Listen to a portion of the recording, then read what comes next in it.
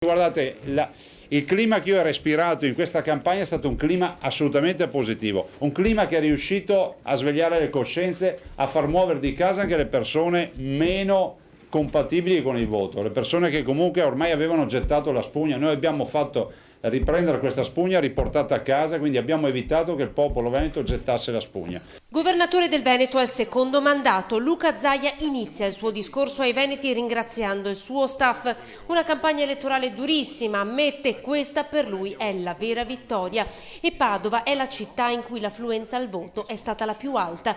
La lista Zaia a Padova prende il 24,3%, la lista del partito Lega Nord il 18,1%. Le liste correlate Forza Italia, Fratelli d'Italia, Indipendenza, Noi Veneto portano a casa insieme soltanto il 10%. Non abbiamo più tempo da perdere, quindi i provvedimenti ce li abbiamo in testa e c'è poco da star lì a discutere. Nel programma sono scritti, chi non ha letto il programma non è affar mio, cioè nel senso che si va giù a testa bassa, anche perché noi ci abbiamo messo la faccia, ce l'abbiamo messa fino in fondo ed è giusto che i veneti siano rispettati. Della lista Lega Nord entrano in consiglio regionale il sindaco di Cittadella Giuseppe Pan, il comune il prossimo anno andrà al voto, e Roberto Marcato, presidente del consiglio comunale di Padova.